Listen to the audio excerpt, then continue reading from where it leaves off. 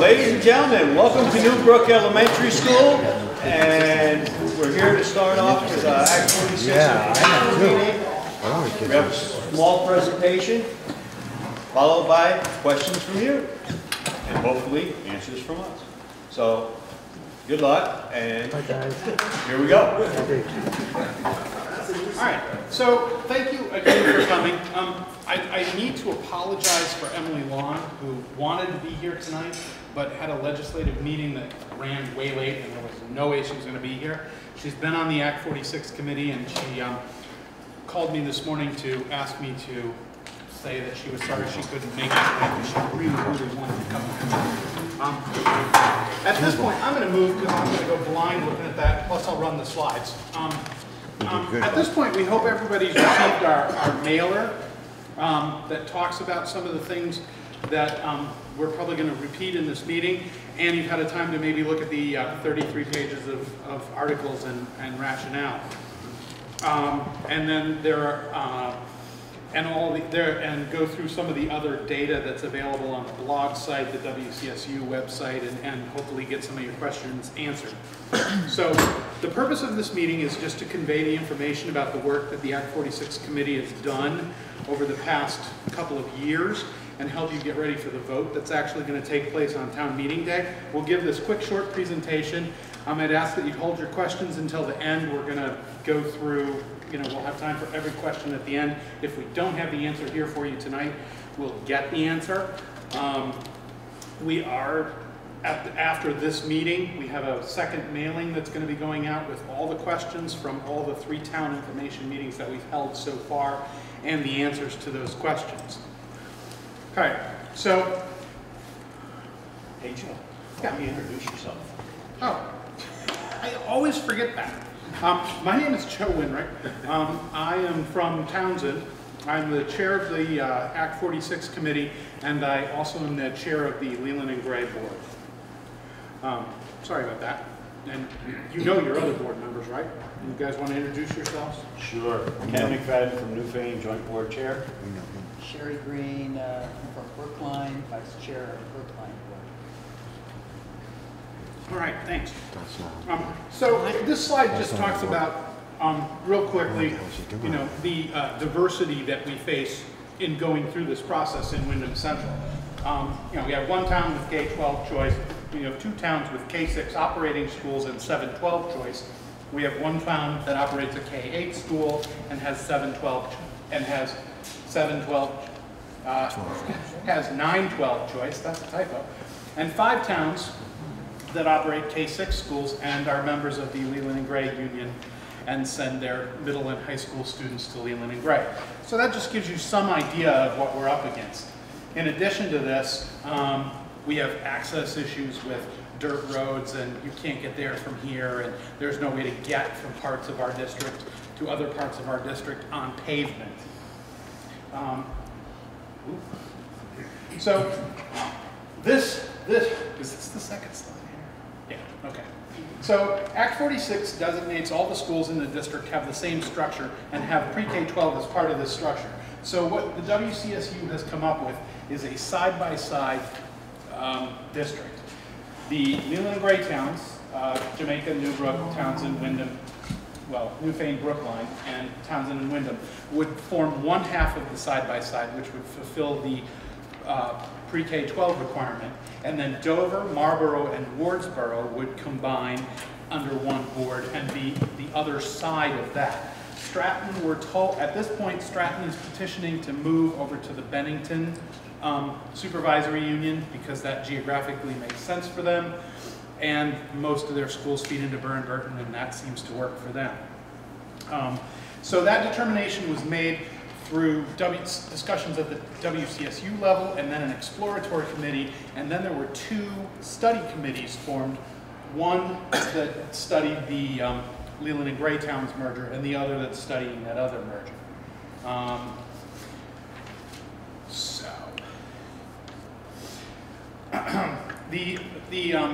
During our research, we found that our students are doing slightly better in assessments than the state average. And after listening to all the elementary schools, we find that our schools offer some vibrant programs and under some challenging obstacles. But we spent a good amount of time discussing the benefits to students and the most important hoped-for outcome of this whole change. And we identified multiple possibilities, but this is kind of the short list. First of all, within the district, within the 5 towns that would join in under this merger, there would be elementary school choice. This allows for parents who work one place or another to put their kids somewhere else. If you were to move, you could maybe put your kids somewhere else. If you live in Newfane and work at Grace Cottage and you'd really like your child to be right down the street so you can pick them up when your shift is over, that might make sense for you. We don't necessarily think there's going to be a lot of movement around, but it is a benefit to a student to be able to move towns where right now they can't. We also think there would be a lot of cross-school participation, combining grade school field trips, combining things that make sense under the combined curriculum. There would be combined activities for the grade school students. There would be sharing of instructional materials and lessons, and that can be extended a little bit past just here's what I teach and how, to if there's a program working really well at one school, there's no reason that teacher can't be loaned out to another school or help that other school implement a similar program to get that benefit to that group of students as well. And that's one of the things that we found that would address the equity issue of Act 46. And last of all, there's greater flexibility in assigning the staff. Right now we have 5 employers, 4 employers serving 5 because of Leland and Gray. But each one of those is an employer. If there is a merged district, there would be a single employer, and we can move staff. Staff could be moved around. It's certainly not going to be, today you're going to go here, today you're going to go there.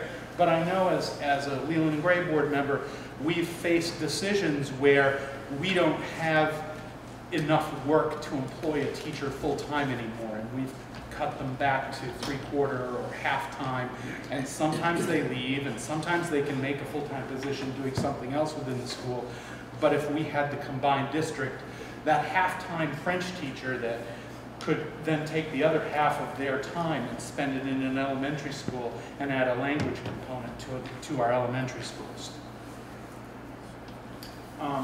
The efficiency and effectiveness of this, these are some of the things that will probably help things run a little more efficiently and also help contain costs.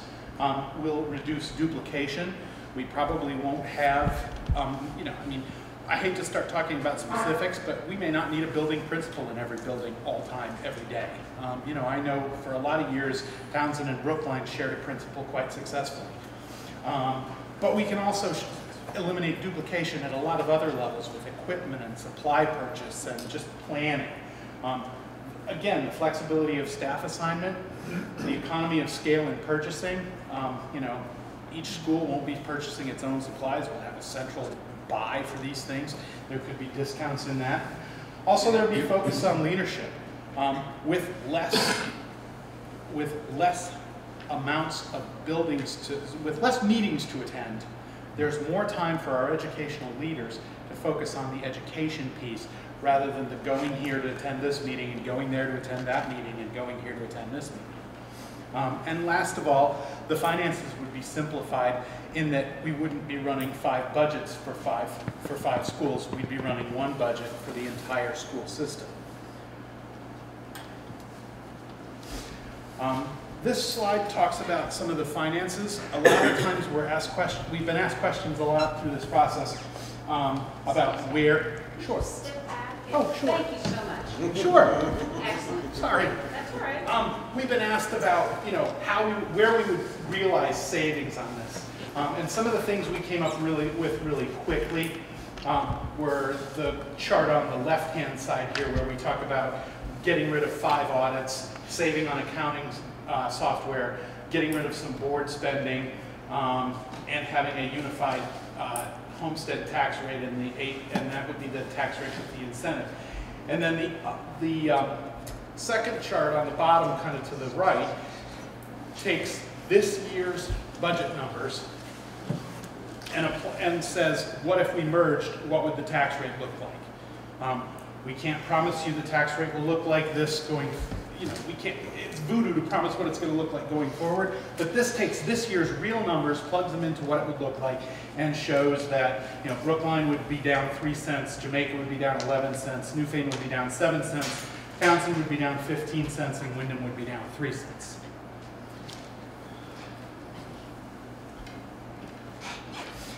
And that really sums it up. I should point out under the financial one that in addition to the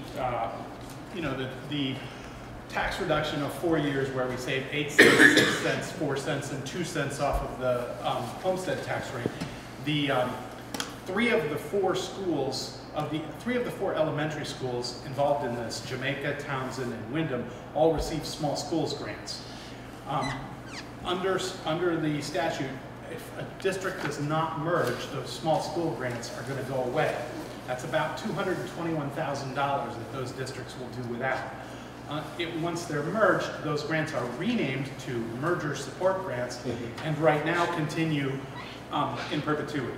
Now, again, we can't promise that they'll last forever. We also do get a one-time $150,000 transition grant to help the new board that will be formed were this merger to go through, begin the work of setting up what that new district is going to look like. And then, they're going to exist for 2 years before they start operating any schools, and that 2 years will be spent looking for the other opportunities that are there, talking with the administration and the public, and figuring out what we want our school system to look like moving forward. So that's it. We're to the questions slide. I promised you it would be brief. Can we turn this off? Yeah. There. Okay. So, questions? Yes, ma'am. I have 3 questions. Who pays for transportation if kids from one town go to another town for school? How will there be fewer meetings for administrators? And does anything you presented tonight deal with Leland and Gray, or is it just the merging of the elementary schools? Okay. In the articles, we talk about transportation will be determined by the new board, but that it would look similar to what it does now. In the choice model at the high school level, if someone chooses to go to another school, that is on the parent, or that's on the parent to make that transportation arrangement. And we don't know. I mean, there's been discussion of running a hub so that everybody came to one place and then went back out, but those are very preliminary. So right now, I'm not sure what transportation will ultimately look like for somebody who chooses to exercise that school choice. I apologize, but I gotta write this. Are you writing these questions down? Right now. Okay, because if you write them down, I won't have to. Depends on how many there are. What was the second question? How will there be fewer meetings for the administrators? I didn't understand how that was going to happen. Well, right now, each board meets once or twice a month. So there are, that many board meetings, in addition to all the meetings with building principals, management teams, after-school faculty meetings, all of that. We would be removing a lot of the board meetings from that because, under the consolidated model with a side-by-side, there would be one board running the elementary schools along with Leland and Gray, and another board running the other side of that. And then there would be a supervisory union board above that. But there would only be 3 boards where there are now, a lot. And so they would meet less, and that would free up some of the, every time we meet, we get the superintendent, the building principal, and the business manager to our meeting, and they prepare for it and all of that, and you multiply that by a factor of 5 or 6 schools meeting once or twice a month. That's a lot of meeting time that will go away. And the third question Was the Leland, numbers that you gave us, and the savings and the 8 cents incentive and all that, did that apply to Leland and Gray, or were you just talking about the elementary school district? That wasn't clear. Do those numbers in that chart apply to, I think Leland and Gray's in that too, right? Yes, Leland and Gray is in that. Thank you. Okay. behind Leanne, Kristen, yeah. and then you. Yeah. First off, Joe, Ken, everybody, thank you very much for all the work that you do on this. It seems like we're here fairly often to talk about these things, and thank you for sticking with it. On the finance slide, the last slide where you showed the changes in what the towns would be paying, does that change after a certain period of time? Is there a period where the taxes are lower because of the merger, and then after 4 years or 8 years or so, we're into some other process? There is a 4-year period after the merger where we have incentives on the tax rate. There's an 8-cent discount the first year, a 6-cent discount the second year, a 4-cent, and then a 2-cent, and then that does go away. That incentive is gone. Basically that is there to try and allow the tax rate not to be so volatile as things are evened out. The first 4 years, we should be able to realize some efficiencies and kind of stabilize the tax rate. At least that's the way it's supposed to work. Truthfully, guessing 4 years out, I don't know, but the incentives do go away. Bottom line right now, our governor wants to keep school budgets level funded, as you probably all heard. So therefore, those numbers that are there would be the tax rate and would automatically go up 2 cents every year. For 4 years. For And 4 then, years. and then who knows what. Then who knows what. But also, when they give you these numbers and tell you that this is off and all that, they're not telling you how much you're going to pay in taxes anyway. Right. And from what I've seen, it makes no sense to me. They're going to give every district 8 cents off that joins. Where does that money come from? It comes from the taxpayers, right? So they're giving you 8 cents off, so they're obviously going to have to charge you that 8 cents back. Where they're going to get it from, your guess is as good as mine, but I'm pretty sure it's going to come out of your pocket. That's, I look at it as they have this lump sum of money. They're saying, well, we already took out for grants to study it. We're taking out another $130,000 to get each new board through. So there's $150,000 for every new district that forms that's coming out of the education fund. Then there's 8 cents off that's coming out of everybody. Plus the ones that are already merged before now are getting 10 cents off. So that's got to be spread out and paid off too. So if everybody goes through with Act 46, we're going to have everybody's getting 8 cents off their tax rate. So they're going to charge you more per dollar is the bottom line. So I have to tell you this because It's it's an information right. meeting. Yeah, and so the whole, it's an illusion. We're giving you 8 cents off, but you're going to pay it. So don't ever be fooled by that. Never take a grant from the state. Right. Thank you. It appears to me as I look at this and I've read the material that the near-term goal of operational review, consolidation, and organizational efficiency is a pretty appealing target, but also a low-hanging fruit. It seems to me that the administrative side hasn't been touched on, though you very briefly mentioned that in your presentation. I would really like to see in the presentation of this the opportunity over the long term of how the administrative side will be reduced and that cost as well, so that we all see an organization that is not top-heavy, that is lean, focused, and then manages the operational side in the most efficient manner. So it's not a question, it's a request. Okay. Well, that would certainly be work that the new board can undertake. Once the articles as they're drafted are fairly open-ended to give the new board power to craft the district in the way that the voters want it done. We purposely did not, write these things narrowly so that there would be some freedom to do that kind of stuff and reinvent things, because this is just the first step in working through education in Vermont. Right. Yeah, and looking at the Leland rate budget, sorry, and looking at what was being cut, but also seeing where increases in compensation were taking place without having any background in what was happening and why. I was reminded that, some school principals are making over $100,000, and it just makes no sense to me. When we're cutting programs that kids need, and compensation in the administrative side seems not to be being addressed in a rational way, favoring kids. So anyway, just throw that out there. Thank you. Yes. First, sort of a governance question. Would there be one board for K through 12, or still? Yes. Okay, so it'd be one sort of super board managing the whole shebang. Yes. Yeah. Now, let's say between fewer kids maybe over the next years and school choice, let's say the population of a particular school is dwindling, will the super board have the power to close a school? I mean, because it's, financially can become very non-viable keeping semi-open buildings open for 6, 10, 12 kids.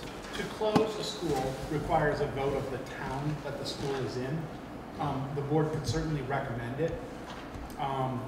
It does allow, the articles do allow for the board to close a school if there are no children attending it. For instance, if, one town, everyone, the 3 kids that they had remaining chose to go elsewhere, obviously we would not, the board wouldn't have to run that school because there would be no school really there without kids, But to close a school, it's actually written in the articles that it requires a vote of the town. I like to think that if a school has gotten to the point where there are no children to attend it, that even the town would realize that maybe it's time. But that's the reality of it. One second. Ultimately, isn't the big cost savings is actually going to be the economies and the elimination of duplication of buildings, putting everybody together in fewer physical buildings? So isn't that where your really big savings is going to come to? And by writing the articles the way they are, you take that ability away from the new board and basically give each town a veto, basically to protect their school. So you kind of kicked the can down the road and made it difficult for the incoming board. It didn't say 3 years or 2 years or some time limit. It says they always need a vote. There were towns involved in this process that were basically unwilling to participate unless we left that language in there that you could not close a school without a vote of the town.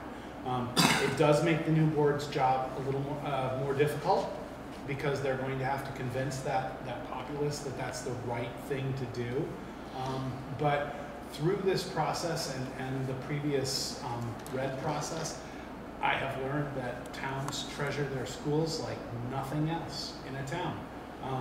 So, the board is going to have to work very hard to convince a school or to convince a town that their school is no longer a necessary part of their community. But I think it can be done. It's just going to have to be proven to the citizens. But yes, you're right, it's going to make it more difficult. And if the board could go in there and say, all right, fine, we're going to close 3 schools and everybody's going to get bused to here, it would be a huge way to save. Just to follow up, you're saying that you would not be able to get the 5 towns together into agree on the articles without that provision? Yes. Yep, there were towns that felt it was very important to have the ability to have their town vote on the closure of a school rather than the board.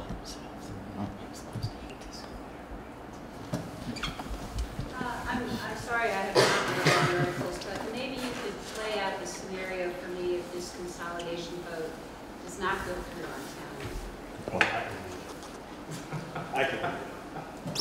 Okay, as far as this consolidation goes, we want to say the other 3 districts on the other side, doesn't matter what they do. This side,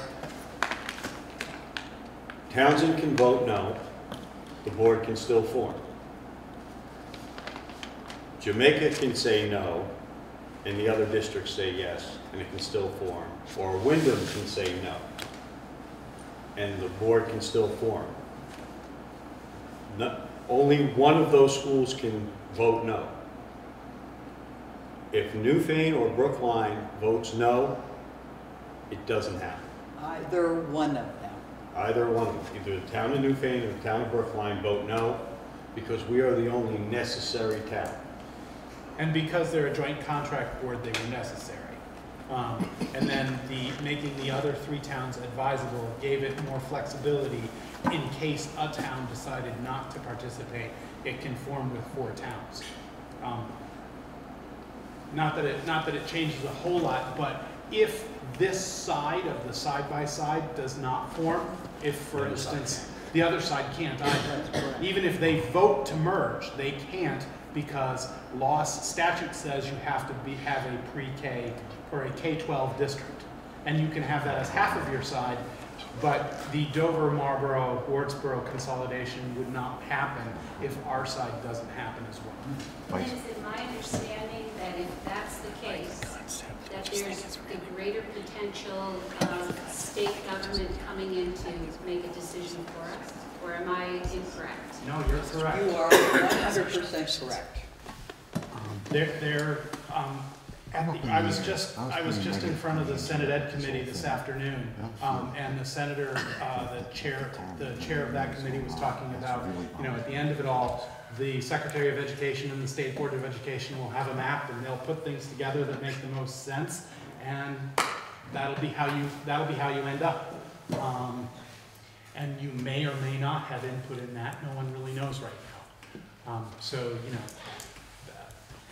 Better to do it to ourselves than have it done to us, was one of the sentiments I heard this afternoon. Before you, I thought somebody else had a question, just because you've spoken once. Am I wrong? Go ahead. Well, I just wanted to follow up on that. I believe the statute says that the Board of Education can go ahead and force consolidation, not that they shall. Not to be too legalistic, but it doesn't say that it automatically happens. It may say shall. I have to go look at that, but I believe the intent of, sort of the intent of that law and the signals that we get from speaking with, Montpelier and Board of Education and Agency of Education is that they will put things together more if we don't. Now, if it does get voted down, if the board writes a letter and goes up in front of the commission. Talking about that today, they're saying that if it goes down and you're talking about an alternative structure, you still have to have done what consolidation you can do. No, I'm saying, say for example, the town of Newfane votes no. Nothing happens. Right. Okay, and then say, well, okay, well, Newfane has this, we have a lower cost per pupil, we're self-sustainable on renewables, we're and we're doing things to stay under the threshold, and we have been maintaining, and we plan on continuing maintaining. By joining the larger district, we're going to have a larger cost per pupil. It's going to raise taxes. The whole purpose of doing this is to keep taxes down. And, this is one of the main reasons to do it, is to be tax friendly, and it's actually not going to be tax friendly if it's going to raise taxes. So if we can prove to the state of Newfane or town or Brookline votes no, I doubt Newfane would be allowed to stand alone just because they're part of the Union School District and they're part of a larger piece. That may be, but that was one of the things that they were dealing with this afternoon, is that there is a lot of vagueness around what might happen at the end of this whole process. Oh, I'm being handed statute, aren't I? Yes. Secretary of Education's proposal, sustainable structure, model. The Secretary shall review the governance structures of the school districts and supervisory unions of the state as they will exist or are anticipated to exist on July 1, 2019. This review shall include consideration of any proposals submitted by districts or groups of districts pursuant to Section 9 of this Act. On or before June 1st, 2018, shall develop, publish on the Agency of Education website, and present to the State Board of Education a proposed plan that, to the extent necessary to promote the purpose stated at the beginning of this subsection, would move districts into the more sustainable preferred model of governance set forth in Section 5B of this Act. education district. If it's not possible or practical to develop a proposal that realigns some districts, it goes on to what they can do next, but it says they shall. Well, it says they shall Yeah. present. Shall present. It doesn't say they necessarily shall do, but I wonder. Kelly. Hi. Hi. Sorry I was late. Kelly Warner, Leland Bray School Board. Ken, I just heard you state very clearly that this voting yes for Act 46 is going to raise Newfane's taxes. Yeah. So you've actually got those calculations. You know how much it's going to raise Newfane taxes per 100,000. I don't know how much it's gonna No, raise. so But common sense no, tells you there's no we're a common lower sense. cost There's per only pupil numbers. in- There's only numbers, Ken, and it is not fair for you to come to a public meeting like this and tell the public that this is going to raise taxes in Newfane. It's going to. You get to, that is your opinion. You need to be I get super to clear that- I about get that. to that That as is common your sense. opinion. It's not common sense. It It's is your common sense. opinion. So I just want to make Common sense. everybody here understand that that is not my opinion. Until I see the numbers that the town of Newfane is going to have their taxes raised, I refuse to believe that. Just letting everybody know that's how I stand.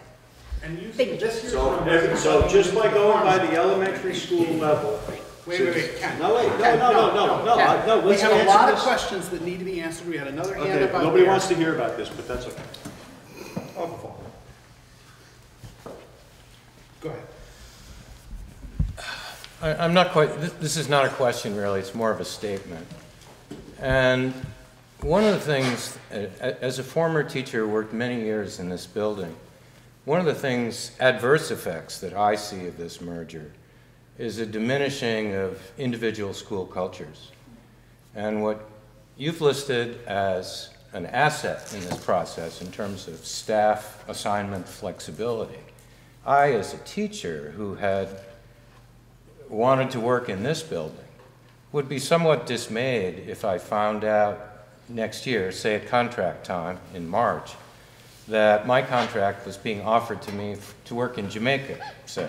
And I'm not picking on Jamaica for any reason.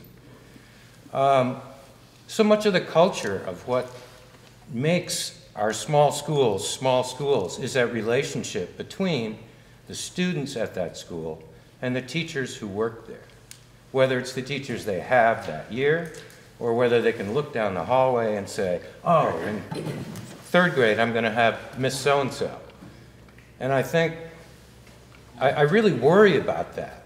I worry about this effort to standardize our schools. I understand the financial pressures and the tax pressures that come with this, but it concerns me greatly, that piece of it. And that's the essence of our schools, what happens between students and teacher. That's it.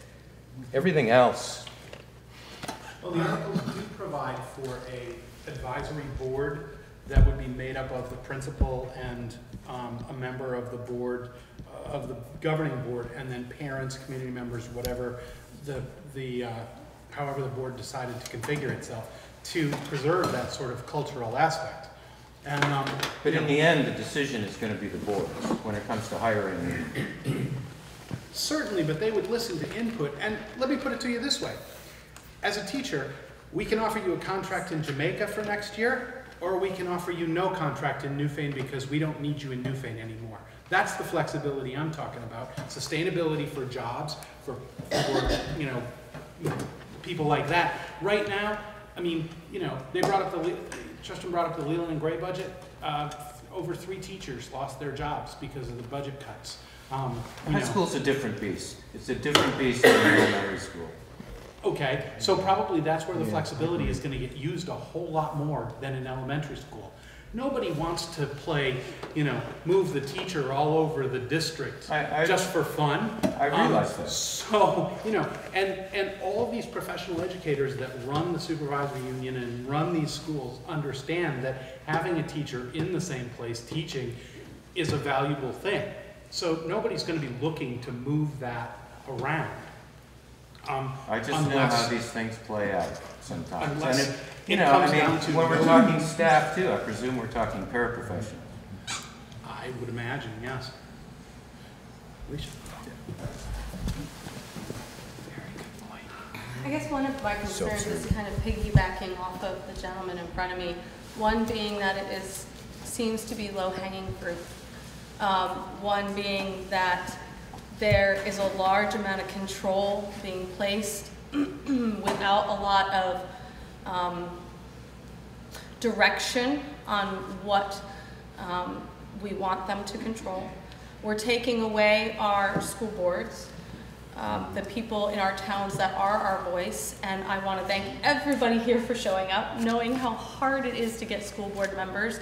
I see why that needs to happen as a quick solution, but I also don't think we're looking far enough down the road to what will happen if we slowly erode our local voice. What is the articles or what is the merger doing to ensure that our local voices, our local culture of our schools is not lost, is going to be heard, and be part of, I know that this local school board is going to continue running for a year, but to enable the individuality of the students and the individuality of the schools to not be stuck in a little box, to not have everybody, to not narrow the view of education through one large board. I was part of a school merger when I was young, and I watched many kids get lost in the class size who were doing great when it was just the few of us, and then didn't do so great, and they were very smart. And I hate to look at the low-hanging fruit and give a little solution like we gotta fix this, let's fix it now, and not have enough foresight for 20, 30 years down the road for our kids. What are we doing to kind of keep that voice? Well, I would argue that that voice is a product of the people who's building, and those people aren't going to change. The board does not tell the teachers how to teach, or the principals really how to run the school. The board develops budgets, works on long-term goals and plans, and implements at such a high level. They're not going to go in and change the culture of a school. That's the people in the building. Those remain largely the same.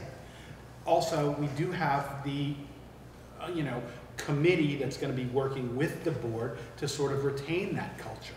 Explain the committee. It's loosely, it's a member of the board, the principal of the building, and then however they choose to make it up. It could be parents, it could be community members, there could be student members on it, there couldn't be student members on it. They would meet separately, they would report to the board would reach out to them for, sort of feedback, just sort of trying, it's an effort to keep sort of informed on the status of that building. I mean, it is important to know sort of what's going on in the building. And with a bigger board and less people, that kind of anecdotal information won't be as available. So, we have to work to make sure that it is available. So each school gets a committee. Yes. Advisory, that's the word. Yes, it's advisory. So, Can you explain how the board would be composed and who would be on it? How many votes each town gets? Has that been worked out? yes, that's in the articles. Newfane, it's by population, similar to the Leland and similar to how the Leland and Gray Board is done. There are 3 members from Newfane, 2 members from Townsend, 2 members from Jamaica, 1 member from Brookline, and 1 member from Wyndham. And do they each have 1 vote? It's 1 person, 1 vote, and then starting in 2018, all the towns that form would also then elect 2 at-large members who can be from any one of those towns. That was put in there to give towns like Brookline and Wyndham, who only have 1 guaranteed seat on the board, a chance to perhaps have more people on the board. You would run as an at-large board member, you would campaign in all 5 towns, with fewer board members and 1 board running a lot more things. I'm actually hoping that, being elected to a school board actually has a campaign and you know what these people stand for and they talk about what education means and what they want to do and what they want to see happen, instead of the one at town meeting who says, yeah, I'll do it. Which you all know is how board members get elected. So Because 9 years ago, I didn't show up at town meeting, and now I'm on the Leland. No, I'm kidding. But so that's how the board is comprised. And will these board members be compensated for their time? To be determined.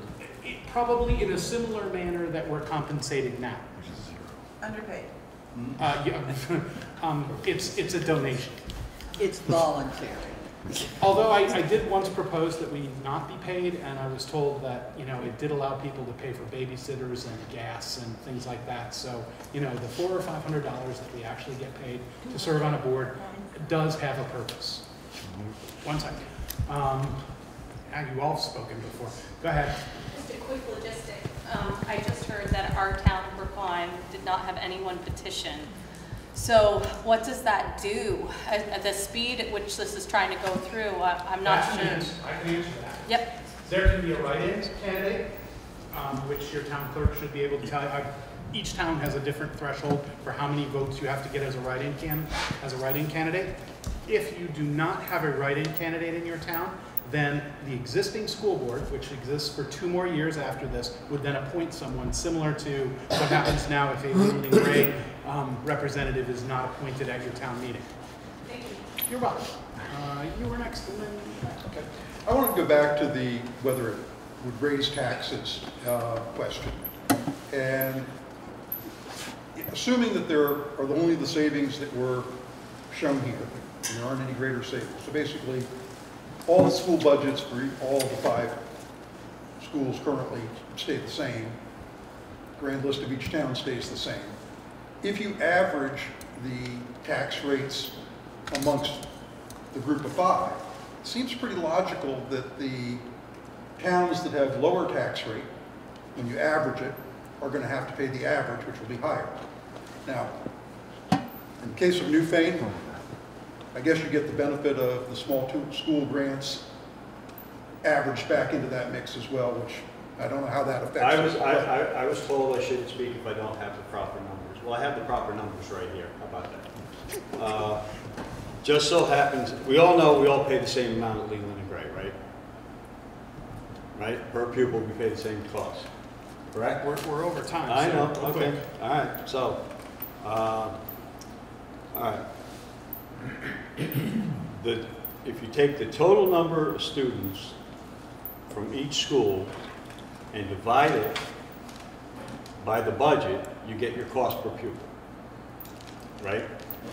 So if you take all 5 town budgets from, this is going from last year's budgets, New Brook's budget of I don't even want to go, you want me to go into the exact numbers? I can, because I have them written down, but I don't want, so you take those numbers, you add them all together.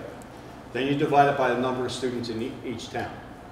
So, or you divide it by the number of students of all 5 towns, and you come up with a cost per pupil of $15,276.55 per pupil for every elementary school student for all 5 schools.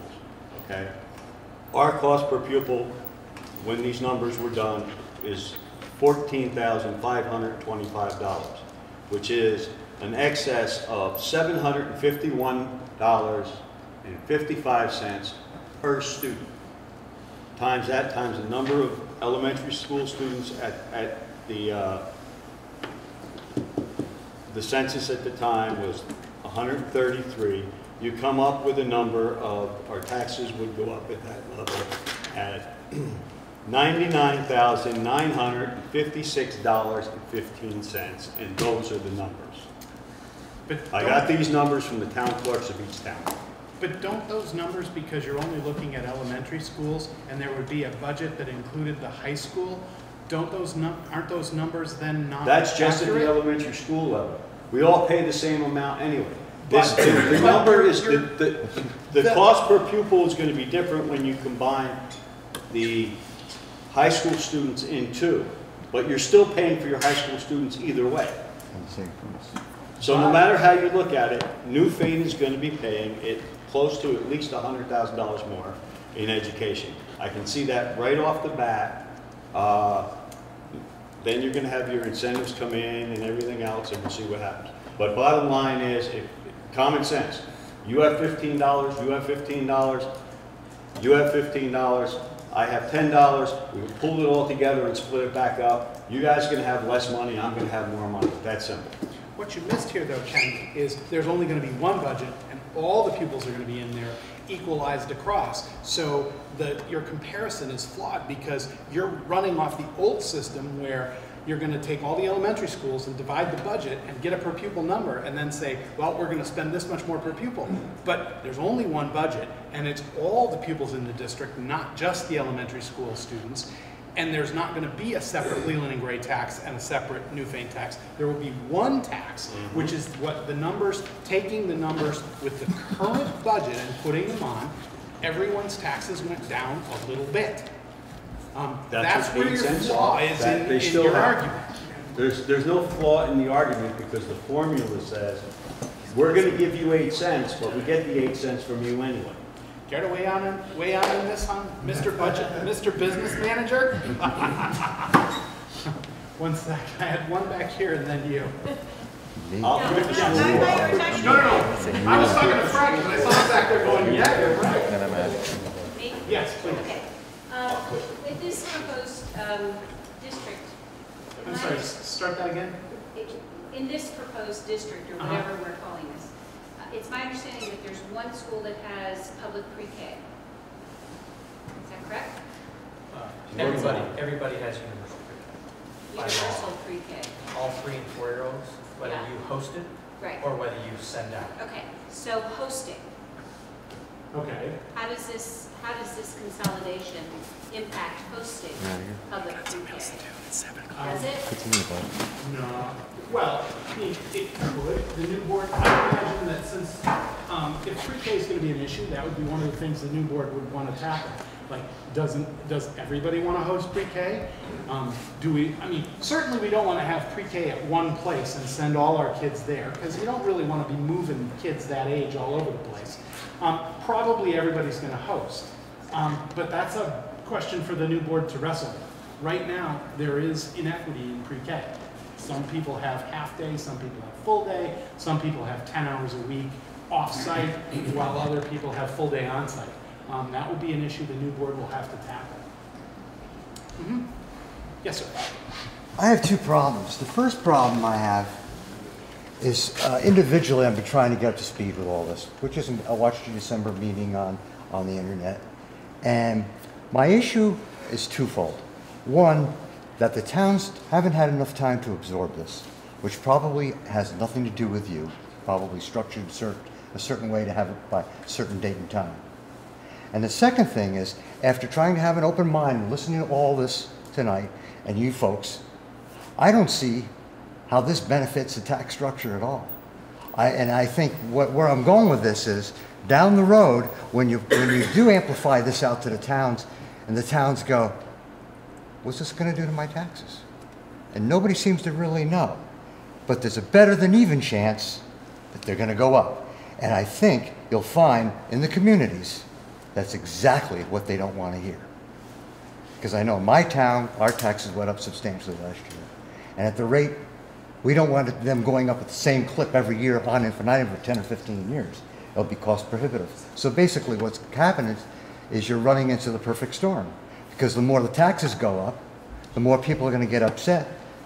Instead of 20,000 kids leaving the state over the course of 10 years, it'll be more than that. You'll be having to force to close schools. It just seems to be a negative spiral. I'm not saying everything that you're trying to do is bad, but I'm just saying the process isn't working because I don't believe the community really understands what's going on, and they're going to see one thing. How does it affect my taxes? That's my speech. Yeah, Leanne Parker. I think that these discussions have been going on probably for close to 8 years, of some form of a red committee.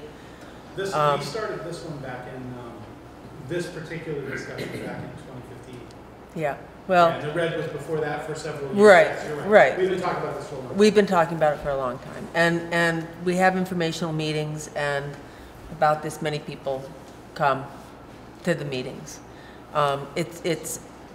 it's difficult to be able to get a town to really understand what's going on unless a town is willing to go and educate themselves by coming to meetings like this. And it just seems to me that more and more it's going to end up being the state is going to make the decision.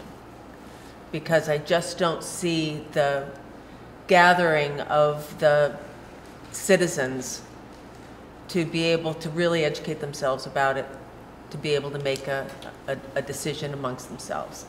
It's a fatalistic approach, but I was so proud of what Brookline and Newfane did to merge back when they did, and I think it's been a positive thing. But that was kind of an unusual situation. This is so much more complicated. The other thing and the other comment that I'll make on that is that I understand there's a lot of talk about how we're going to pay for it and what the taxes are going to be, but I really do think it's important to look at the quality of education that our students are getting, because it's really all about the students. At least it's always been all about the students in my mind. So if you can convince me that the students are getting a better education than they're currently getting under a new system, that might go a long ways towards convincing me that that's the system to support if it's better for the kids. And I know taxes are taxes, but geez, I just hate to see these things being this, that, and another thing being cut from what we're able to teach our students at a time when education is so important. So. Well, when we merged, it was the town's choice. The two boards got together, studied it, and said, this is a win-win for both towns. This is great for the kids. It's good for the tax rate. It's, it was a win-win all the way around. But when you get the more towns you get involved, the more difficult it is to make these decisions. Absolutely. And and I do understand that the education and talking to the communities about this is really important, but you can't force feed it. Well, these 5 towns have been running a pretty successful high school together for quite some time and doing a pretty good job of it. Nancy, then Frank, then we'll go back. I agree, we've been talking about this for a long time, and I think I have a couple of concerns. One of the most important is that we can talk about money and what it'll look like in the future. We're not quite sure yet, but the real truth of the matter is that what we're doing right now is not sustainable. So this is a problem. What are we going to do? We can talk about money for the future, but what's happening right now isn't sustainable because the number of students has dropped quite dramatically and is projected to continue dropping, but staff in the schools has not dropped one iota. So we are on statewide, they haven't dropped.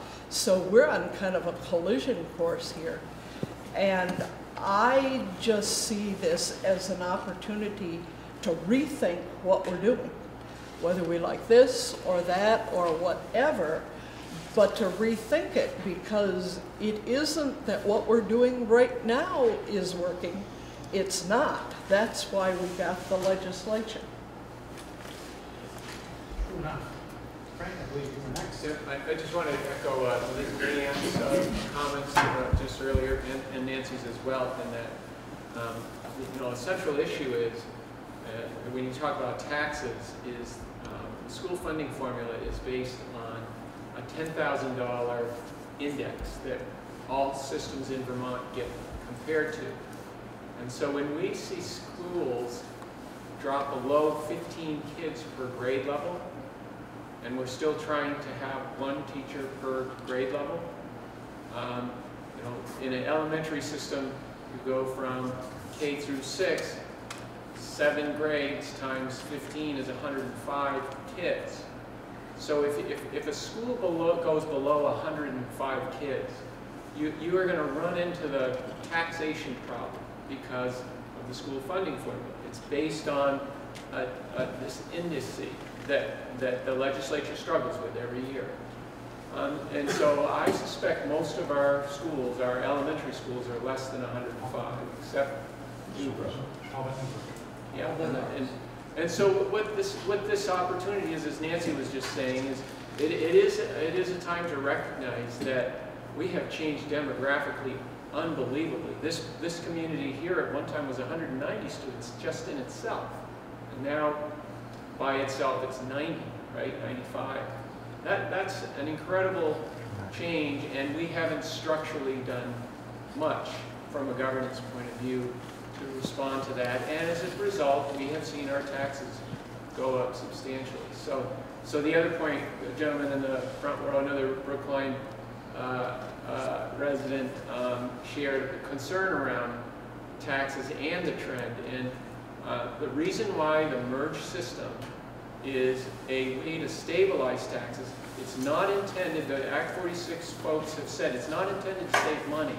It's intended to address the inequity in educational opportunity, but it also recognizes, as I've heard from many folks, and Joe, you did a great job articulating the point that we are on sort of a insolvency course in the state, where we have not really reformed governance. So whether we feel like we've had enough time to consider it, or we like it, or we want to preserve our school culture, it's pretty clear that you saw the new governor come right out at the very beginning and say, we're going to level fund, we're going to deal with taxation issues.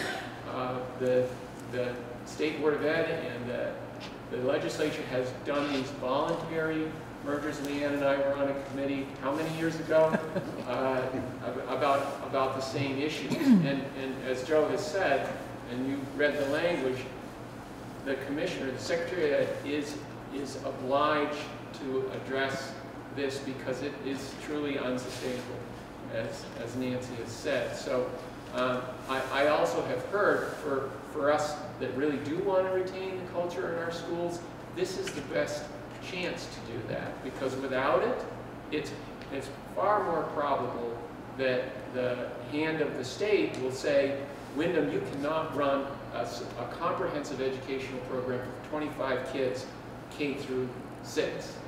That's highly likely. But this plan offers the community to say, we're going to allow that possibility, and we're going to, give a board and a public a process to consider that over time. So I think this is I think the committee's done a great job in articulating the case, and I certainly support it. And if we want to stabilize our taxes, one last point is, if you're 100 students, and you've got $1 million budget, so easy math, that's $10,000 a student, right?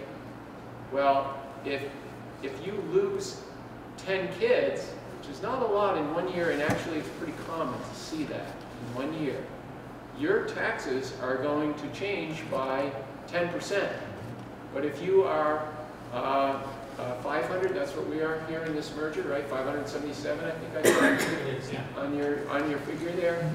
You have that same change in student enrollment, 10 or even 20 students over the region, then your basis is a much larger basis, and you're going to see a far less volatility in the cost per student number that Ken was referring to.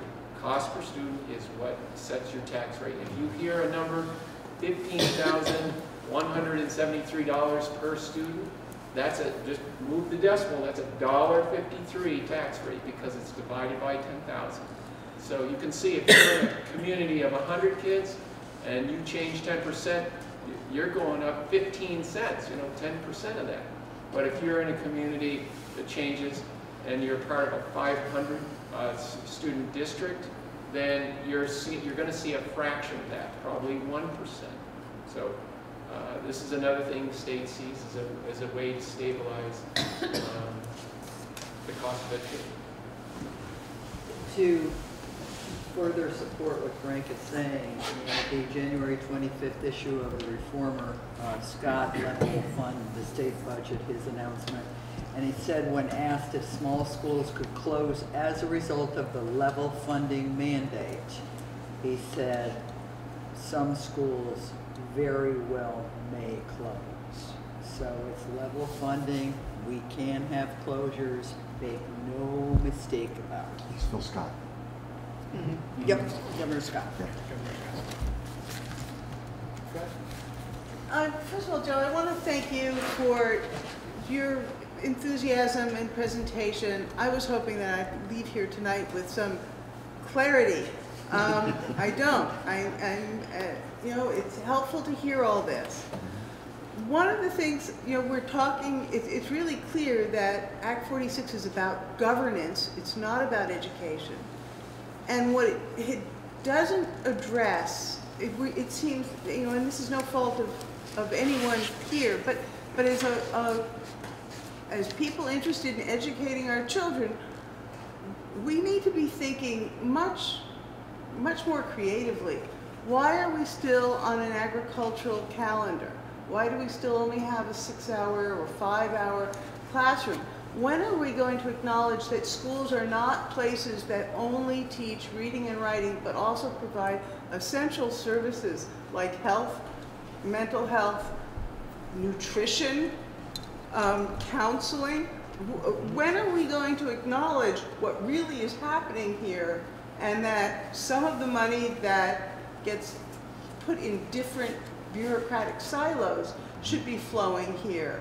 And we could make this, you know, one of the things I keep hearing is people really concerned about losing their community centers. Goodness knows, Newfane has become a bedroom community to Brattleboro or Townsend, that this is one of the few places that's still a community center. And what's going to happen?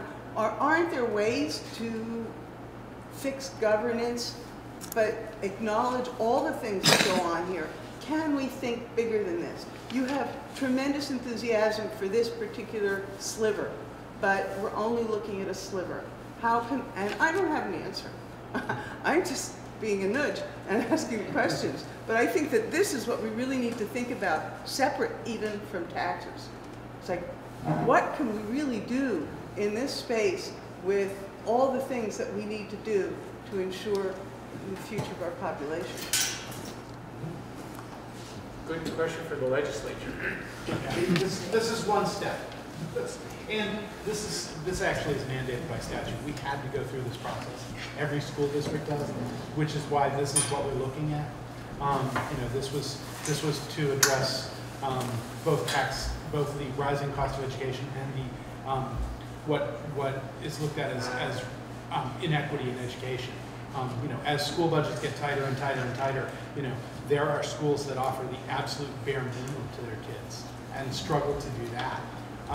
Where if you go to a larger school in a bigger district, in a bigger town, those kids are offered a lot more choices. And that inequity, the legislature is hoping to address that inequity through Act 46 consolidation. And some of that we can do. I mean, with you know, more staff and the ability to actually use some of the high school and middle school teachers to reach down into the elementary school to add programs, add content. You know, that will give those kids more opportunity, different opportunity than they have now. And that goes to the inequity of education piece. We don't have it as badly as some districts do, but there are inequities across, even in Wyndham Central. I don't know if you have time, Joe, but I'd really like to hear what Scotty and Bill Anton have to say about all of this, and if they have an opinion, even if it was just a short message. It's your town, buddy. It's your meeting. You know, I've been listening to the parents here and you folks, and reading the paper and reading what I really want to show appreciation to you guys for all the work you've been doing. I live in Dummerston, and it's a lot more complicated over there, I will say. I personally think from a very practical standpoint, and you asked my opinion, so I'm going to give it. I think we're going to get there no matter what. That's my opinion, is that we're going to get there no matter what. I think that under Bill's watch, We're already doing a lot of the sharing between schools of resources and of staff. But I think that all those arguments are just misnomers, because really what's going to happen is we're going to end up in this district. That's my opinion. Since you asked it, that's my opinion. So I think that we might as well grab the money at the beginning. But again, I mean, I'm going to be voting over in my town, and I know it's a hard vote in my town, and I know that you guys and all the taxpayers here are struggling. And one of the things I am concerned about is the fact that as it gets more expensive to live in Brookline and Newfane, we're less likely to have a really diverse school here. And I really appreciate the rich diversity that's in the towns right now, and I really would hate to see the tax rates get higher and higher. And so what Frank said, he left. I mean, that really resonated with me. You know, I really feel like these are beautiful mountains and a beautiful river valley, and I really would like to see great families living here. And I think we really need to watch our spending. We're really lucky here. You know, we are kind of close to Bratt, and a lot of people who work in Bratt and live in these towns, so they're able to afford to live here.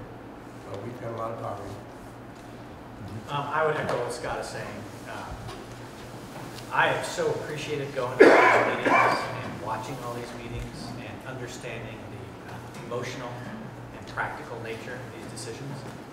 But I do think it's going to happen. I think that especially in the structure of already having agreed and participated in nearly 60 years of a 7 through 12 union high school, my logical mind goes to whether or not the communities vote for it or not. When the state is looking at making a state plan, that feels like a logical conclusion. I too agree with Scotty that I would like the community to keep as many resources as possible. If you look at it from a purely practical standpoint, you're talking about $211,000 that converts from a small schools grant to a merger grant. But everybody has to make their own decision about their own personal beliefs, and I respect everybody to do that. My job is to wake up on March 8th and whatever the environment is, make it as awesome as possible for the 1,000 students that we're all responsible for. We have an unbelievably talented team, and so I have no doubt that in whatever structure we're in, it will be generational change for our students. We're going to make that happen. I would just like to have more resources to make sure that we can. And you think by doing that, no matter what, by not doing it, would reduce it? I think if it doesn't happen according to our current law, the small schools grants will go away, and that is simply $211,000 that won't be in the system going forward. Mine. Thank you. Appreciate it, Bill. So you got the last word, Bill? I have 4 out of 5. Waiting for the last. Oh, I meant that was the last. Oh, okay. I don't see any more hands. I think my part of this meeting is done. Thank you again all for coming. Anybody like to stick around for the budget informational meeting?